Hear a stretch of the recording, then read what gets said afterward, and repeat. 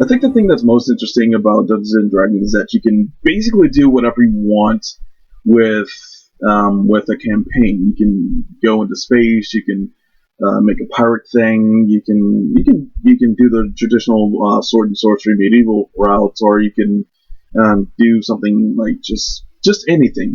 It's one of the wonders of role playing. You're only really bound by your imagination and how you can sort of twist the rules to work in your favor. And it's really not surprising that it's exceedingly easy to turn a normal Dungeons and Dragons campaign into a haunted house situation. I've been playing with my friends for the past few months and now, and we've done some really interesting things. The character I probably played with the most was a tiefling bard, but I sort of did an interesting thing with her in that I basically made her a bardic necromancer and sort of had her be part of this religion dedicated to a specific death goddess that actually does exist in D&D. And part of her character is that she's an exorcist. So I don't know if our DM, who's a really close friend of, who is one of my best friends, who if he's maybe inspired by that, or he just found this module and thought it'd be really cool. It was our third guy, because the main campaign we were only playing with 3 people. Our third guy was sort of unavailable for a while, so he found this module. I think it's from the Curse of Shroud, which I've never played before, but I've heard it around. I've seen a few other people playing it here and there online. So, and apparently Curse of Shroud is supposed to be like a meat grinder, or maybe not a meat grinder, but it's supposed to be harder than like the standard edition adventuring modules. So like I've never tried to play Curse of Shroud, but this is the first time I've ever had any experience with it. But our DM he tweaked a few things a lot to make it not as ball-breakingly difficult.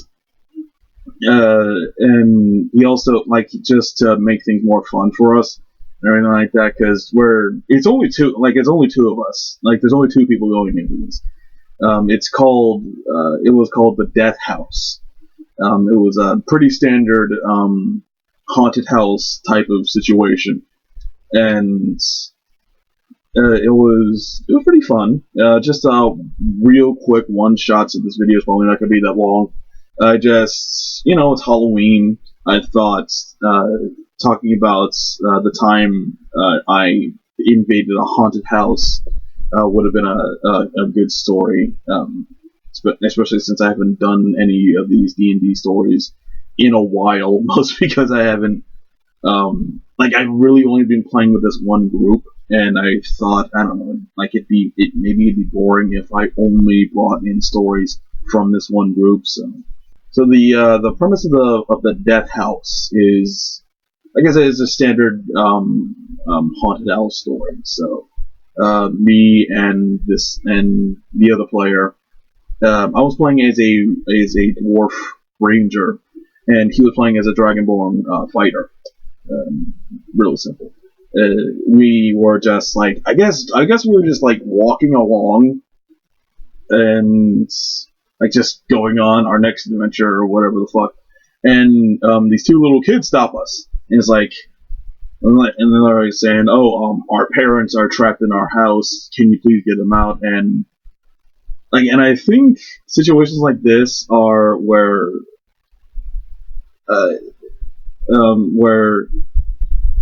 you kind of where role playing kind of breaks down a little bit, because like depending on the character you've created, they might not go along with this. Like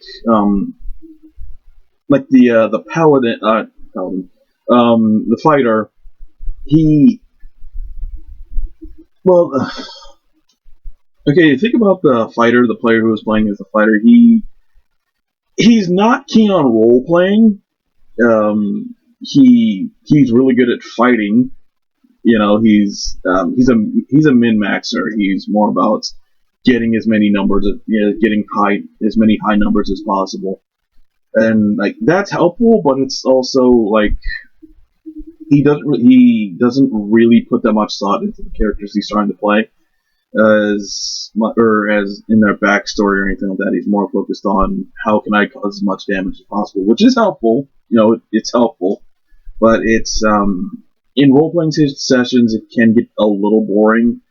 But I actually had like not a full background, but like I thought about this character and what he would be like and what he would do, and like in a situation like this, I doubt he'd actually help these kids, because like he's not evil or anything. Like, he's not a bad guy. He's just kind of a selfish asshole. Like it's like if I ever use him again, he's a smuggler and a con man basically. Like how like his train of thought going into any particular situation would be how can this benefit me, and helping two little kids, like I don't know, like maybe I could have said that he was like robbing them or like extorting money out of them, like hey we saved you, now give me a sack of gold, you know.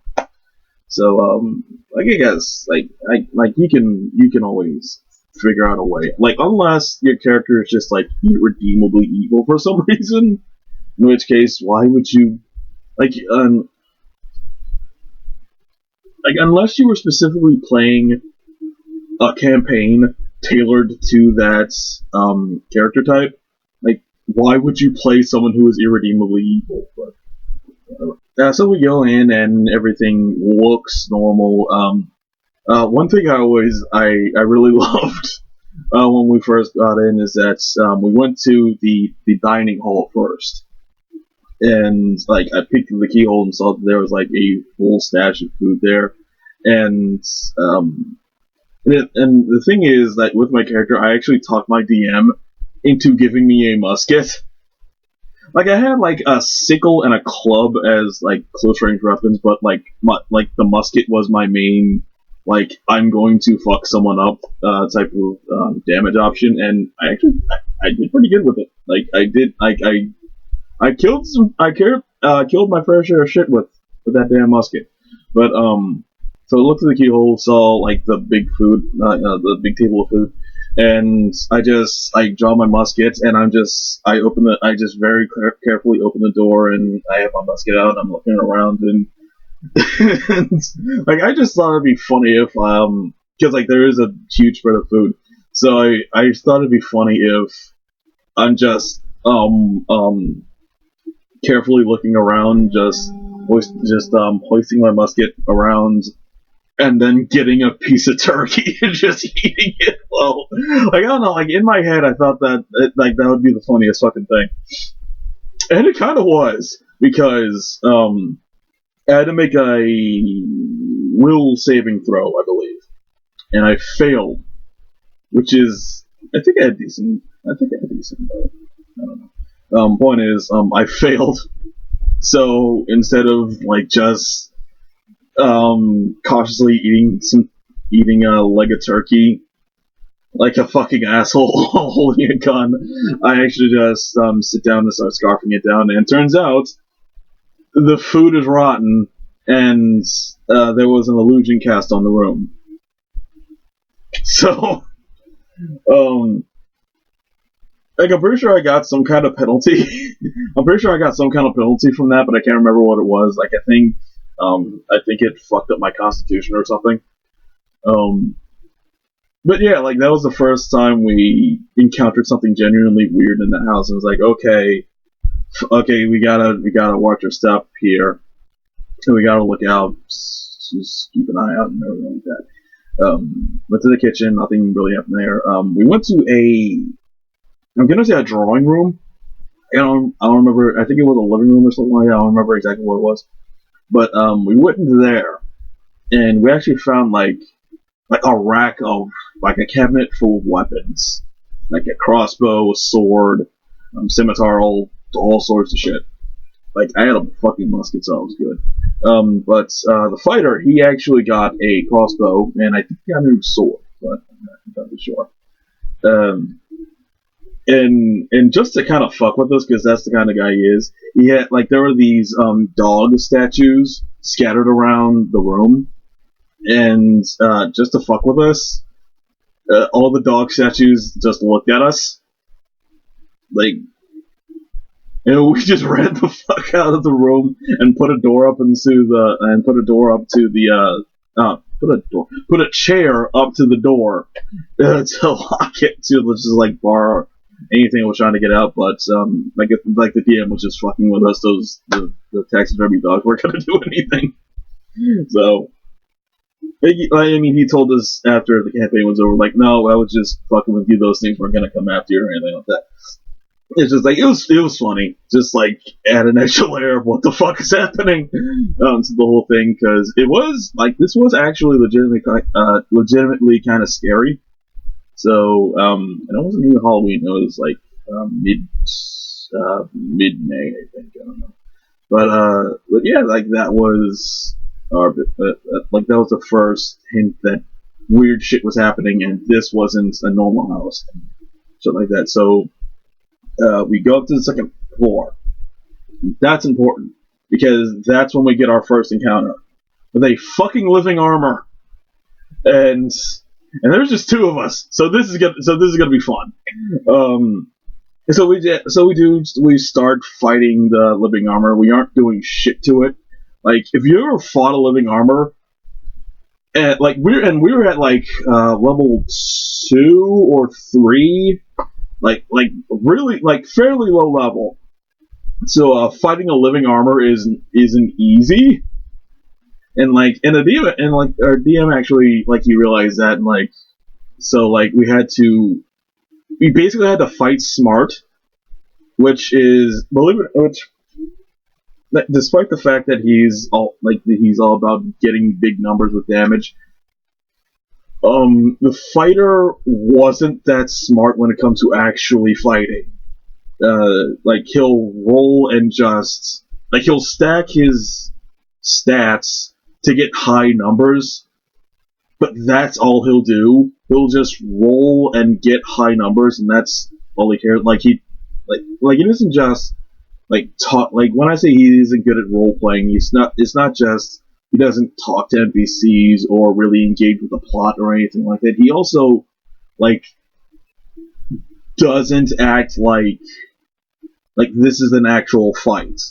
Like, he won't do anything weird or creative in a fight. Like you won't say, like, all right, I stick this torch in this barrel full of oil and huck it at the monster or anything. Like, I don't think, like, admittedly, I haven't actually played with the guy that much, only in this and our main campaign, but I don't imagine he's the kind of guy who would, like, go with an out-of-the-box idea to fight someone. So he would just hitting the thing.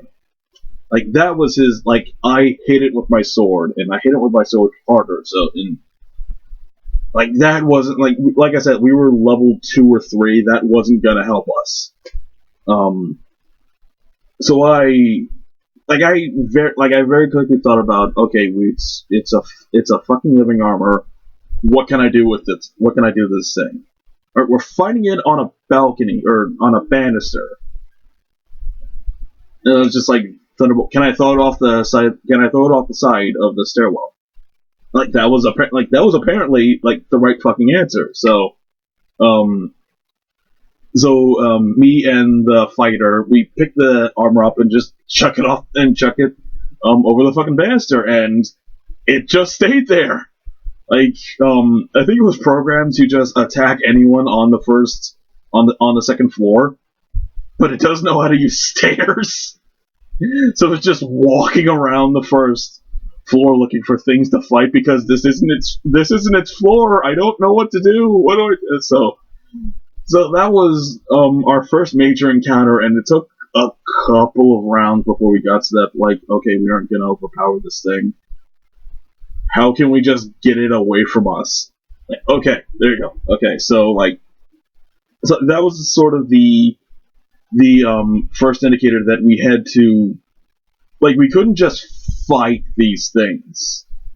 We had to actually think of clever ways to either get around fights or end fights in clever ways. So I appreciate that. And it's not just I roll for damage and I hit the guy and he's hit, and fights like that can be fun for the most part, especially if your enemy has like some weird ability that you kind of have to work around or something like that. Like we kind of like in a recent campaign we kind of encountered something like that, but it was weird. It was different.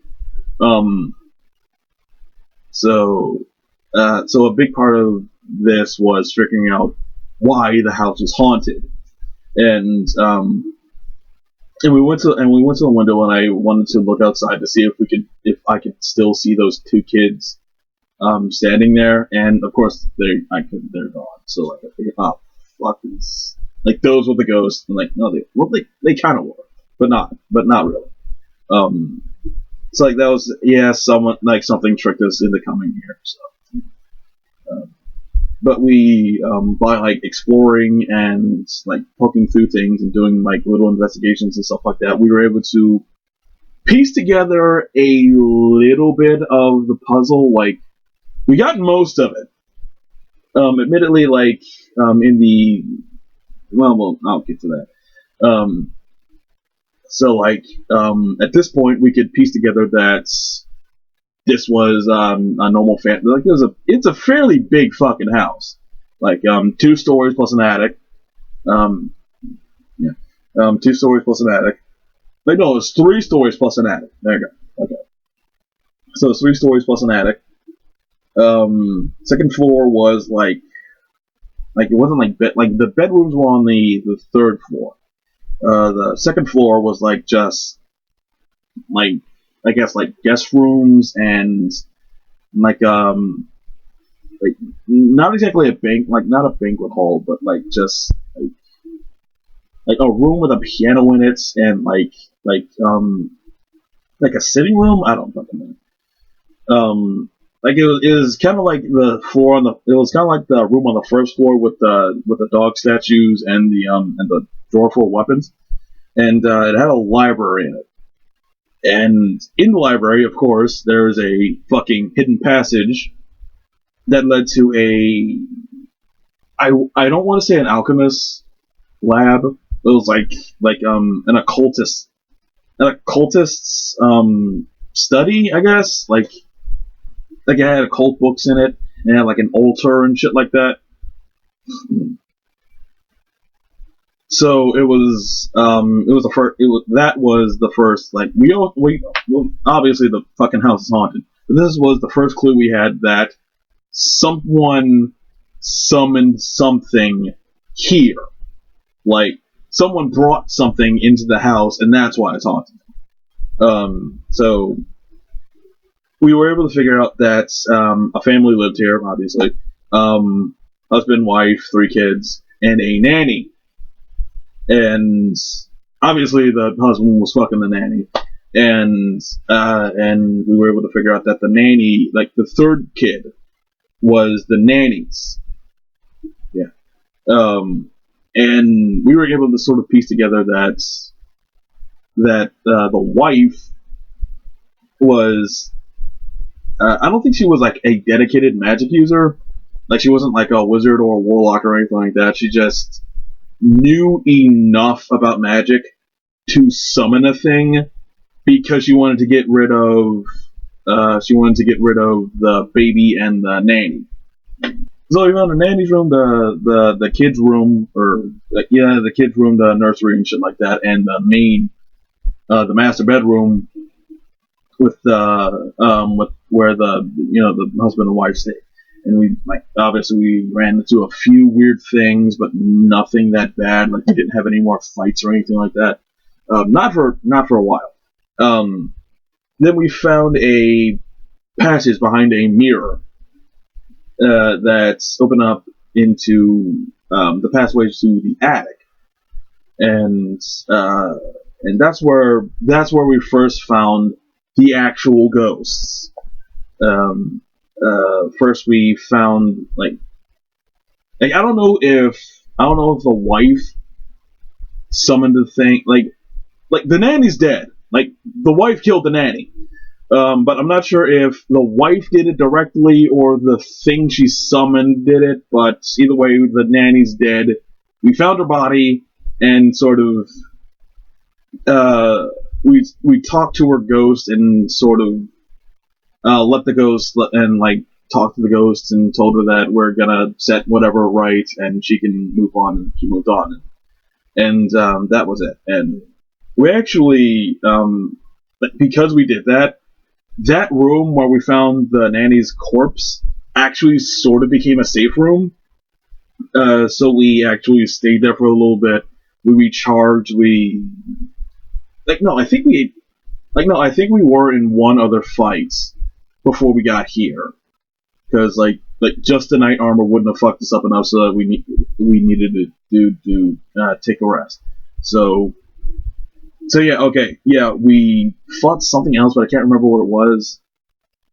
Then we took a rest because the nanny's ghost was like protecting us. Like that room was safe now because of her. So then we checked some of the other rooms and we found the two kids or their spirits. And we talked to them for a little bit, and like they were just saying like, okay, we don't really know what the fuck is happening. Like, we know we're dead. We know that. So, yeah. We just want to rest. We don't really know what the fuck is happening. We just want to not be here anymore. Can you help us out with that? And so, we agreed to that. And this is actually one of the things that our DM changed. Because I can't remember exactly what was supposed to happen, like how it was originally written in the module, but like these two kids were supposed to be like hostile towards us, and like they were a little bit at first, but only because I'm kind of an asshole, and started fucking with the dollhouse that was in their room, but like we got over that quick. So yeah, like they know they know they're dead, they know they're ghosts, they know they're not supposed to be here, they just want to rest and be like that. So like I don't remember exactly what they were supposed to be like. Like I think like I know they were supposed to be hostile, but I don't remember exactly like were they supposed to fight us or I don't know.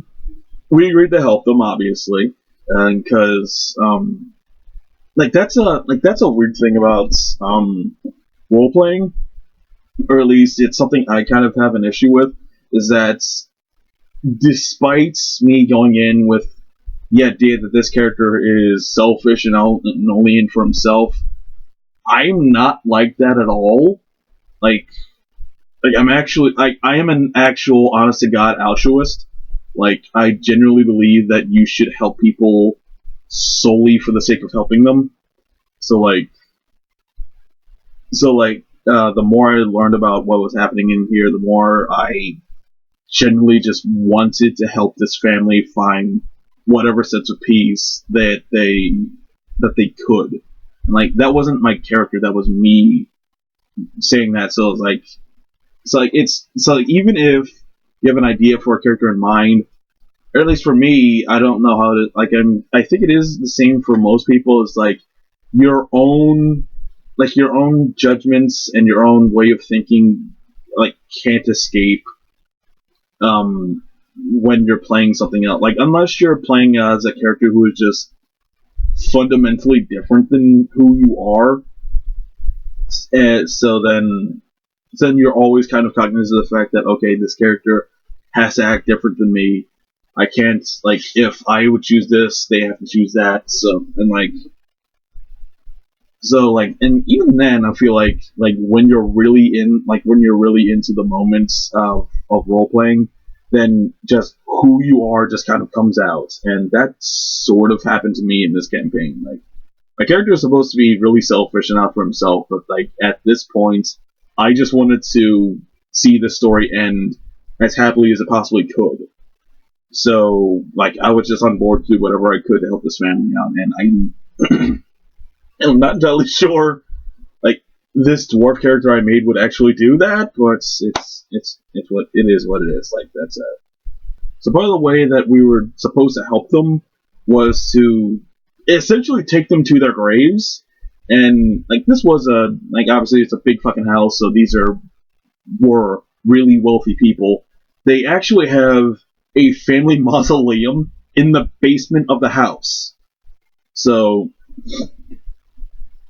basically, what we had to do was take the kids' spirits to their graves, and that would have put them to rest. So we basically had to allow the kids to possess us.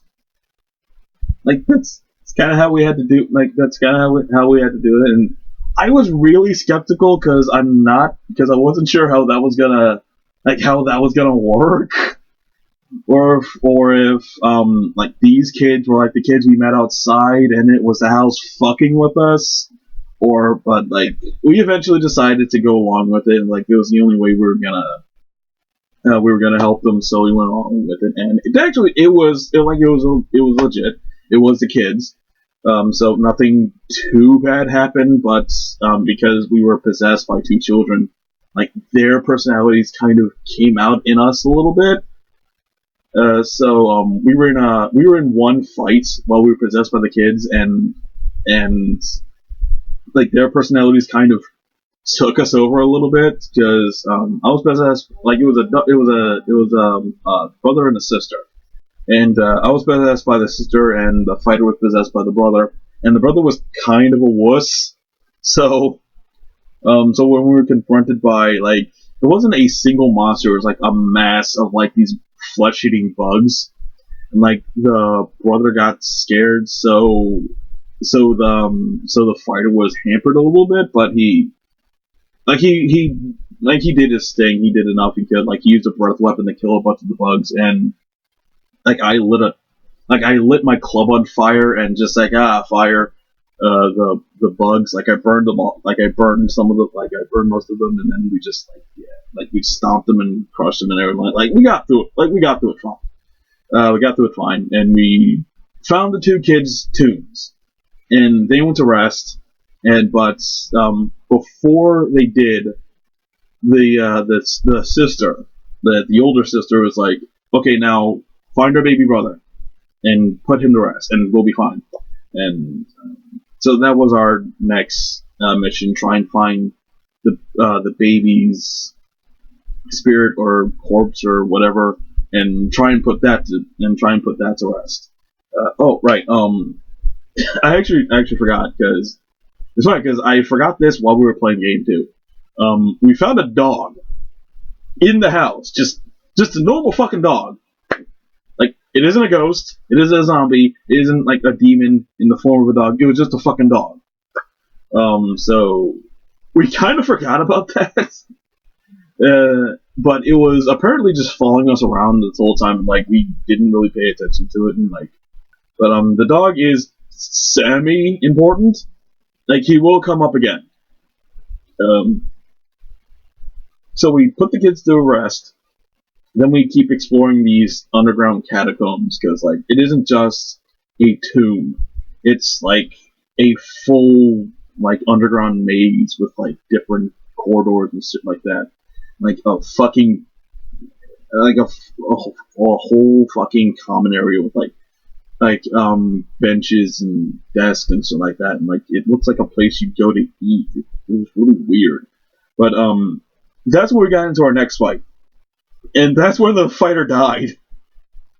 Like, it was just bad rolls, really. So it's like I don't remember what it was. It was just like this weird lizard monster with like I don't remember what the fuck it was.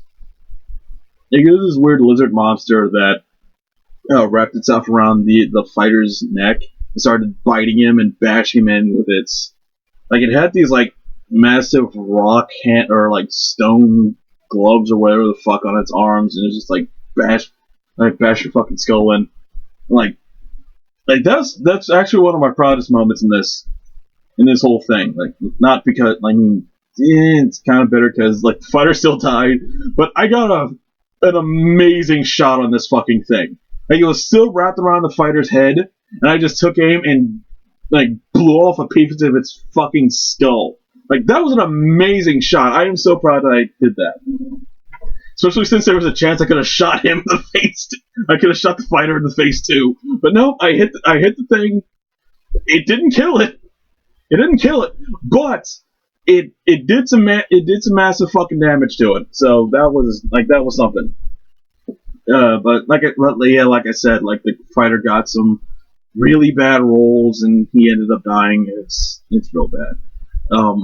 But you kind of have a rule that if you die, you can just roll up a new character right on the spot, or like, you can wait a little bit until there's a more convenient time for.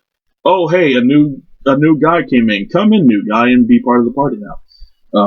But yeah, like, the fighter took some time to, like, draw up a new character real quick. I don't even remember what the fuck he was. I think it was a pirate or something. I think it was a rogue. I'm not sure, but like, we just, like, on the spot came up with the dumbest fucking name for him, like Captain Sparkle Pants or something, or like something really stupid. So and he was like a pirate, and he was down here for some reason, held captive. I don't know, like maybe those two kids, or the house used the two kids to lure more people in, and that whole thing. And he got brought in, captured, and was just here for however long. But I ran into him after, like, giving as respectful of a mourning of this guy I just met as possible. This dragon dude I just met as possible. And so I moved on. And, like, I wasn't sure what else was in these tunnels, so I didn't try to explore that much. Like, we actually did miss, like, a key bit of information about the whole haunting thing, like what happened to the parents. We never actually found out what happened to the parents. But I was like, I got no mind, because, like, the husband is a cheating asshole, and the wife basically did all this. Like, yeah, okay, your husband cheated on you. That's no reason to raise a fucking demon and get your entire family killed. Like, so just, like, fuck them. I was more focused on the kids. Like, the nanny is okay. Like, yeah, the nanny, whatever. Like, you're married. If you're married, if the nanny is hitting on you, turn her down. Yeah, sure, the nanny kind of fucked up too, but, like, she also had a baby and lost the baby and was murdered because of this. Like, so, yeah. Like, she already did her thing, but, like, yeah, fuck the parents. So our main goal was trying to find the baby. And we found the baby! We really found the baby. It wasn't good. So the thing that the wife summoned, the thing that took over the house and everything, we did find it. We found it and we fought it. And we barely killed it. Like, just barely. So it was... Okay, so we go further into these tunnels. We find this altar with water all around it, and a bunch of dudes in robes show the fuck up and just like, we demand a sacrifice. And we're just like, no. Like, no, fuck you. We're not sacrificing shit. And the thing is, we actually could have. We could have done a sacrifice because we still had the dog. So it's actually kind of it might actually have been a good thing that both of us forgot we had the fucking dog, because like no, we wouldn't. We wouldn't have sacrificed the dog. No, we wouldn't have done that. If we had, technically that would have been the end of the campaign. It would have been the bad ending of the campaign because we would have been let out, but this thing would still be here and would keep attracting and killing people, and these, the souls of these people would still be in torment and shit like that. But we could have done that. We didn't, but we could have done that. So because we didn't do a sacrifice, we had to fight this mass of tentacles and moss and vines and mud, and just this giant aberration came forth that we had to fight. And I'm pretty sure if we fought him straight, this is another situation of if we fought this thing straight, we would have died. Because it can actually grab you and bring it into its mass and try and suffocate you like that. And it actually happened to the other player, who was the former fighter, now thief. I think it was a thief. So we had to, again, it was another situation where I had to sort of fight smart, and the thief, former fighter, now thief, got grabbed, and he could see that. No, I think it was a monk. Yeah, it was a monk. Okay. Okay, so monk. So the fighter, now monk. Okay. So the monk, he saw that. He could see two things inside of the tangled mass that was this monster that we were fighting. He could see that it had a heart, a beating heart, that you could touch and everything like that. And it also had the mummified corpse of a baby in it. So, yeah, that was the nanny's, baby and the two kids' brother. So we had to kill the monster by destroying its heart, and then get the baby out. So, so he sort of tried to do the five. Know that move in Kill Bill where you had to do the 1-inch punch thing? He did that a couple times, and it did a fair amount of damage. But then either he got out, he rolled a dexterity or a strength save or whatever, and got out of the tangled mass.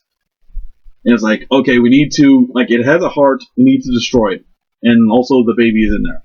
Alright, so I had done a few things, I shot it a few times with my musket. I tried to set it on fire. It wasn't doing a whole lot of damage. It was doing something, but not much. But then I decided, okay, I'm gonna run up to it, and I'm gonna let it engulf me. I'm gonna let it, take me into its mass. I'm gonna hold on to my musket, and then shoot at the heart. And that's basically, and that worked. It worked perfectly. I just, that was actually pretty fucking cool too. So we killed that thing, and its connection to the house started to weaken and quiver and shit like that. But we got the mummified remains of the baby, and there was a red cloth there, and I think the baby was sacrificed to bring this thing in, or to make it stronger or something like that. So there was on the altar that we were fighting on, there was a red velvet there was red velvet cloth and a knife. So we just sort of wrapped the mummified corpse of the baby up to carry it with us through back the rest of the house. And of course, as we were coming out of the house tries to kill us even more. And this is where it gets kind of bullshit, because after we leave the attic, right? Every door has a guillotine now. Every doorway has a fucking guillotine that we have to jump through in order to leave. Like, there's no other way around it. It's like, no, we have to do this. Like, thankfully we both have fairly decent decks, so we didn't get hit too many times. The living armor was still on the first floor, but like I don't know, like something happened to it. Like it either either just like turned off or something happened to take it away, and like it didn't bother us while we were running out because like even the DM was like, no, like the fucking house is collapsing. You only have like 5 minutes to escape. We're not gonna do this again. So he cut us some slack there. And we just ran the fuck out of the house, and the house basically pulled a poltergeist and just collapsed, and it just imploded in on itself and disappeared. So yeah, that was the death house. I buried the baby corpse in the ground where the house was, and like that apparently was enough to like set all the spirits of the house free and everything like that. And like that was a death house. That was our haunted house encounter. It was really fun. Like I said, we didn't learn everything that we could have. Like once the campaign was actually like properly over, like the DM told us everything we missed out, and I was like, okay, like that was actually really clever. And this actually was a very interesting experience for our DM, who is actually fairly new to this whole thing, but he's actually really damn good at it. He realized he doesn't like modules.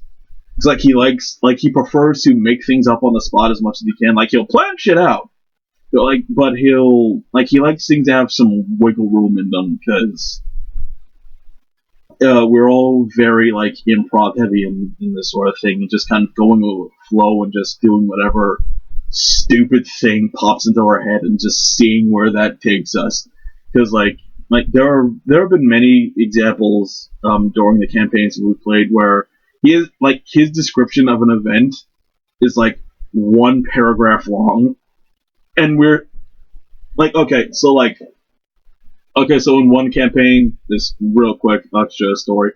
In one campaign, we were visiting an orc village.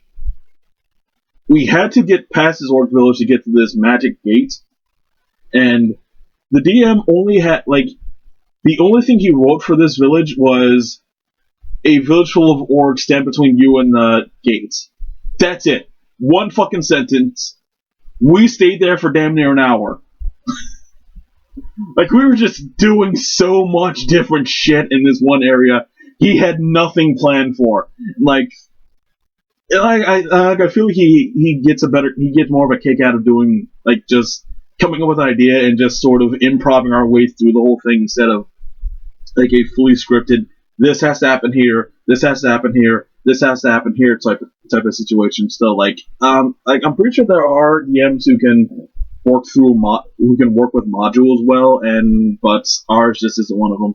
And honestly, I kind of prefer that because like he did have to change a lot of crap in this module to not make it as fucking punishing as it probably would have been otherwise. It's like I have heard that Curse of Shroud is actually like a really fucking tough book. Like the shit you have to go through, it's fucking punishing. I don't know if it is a meat grinder, but it is, like, it's not easy.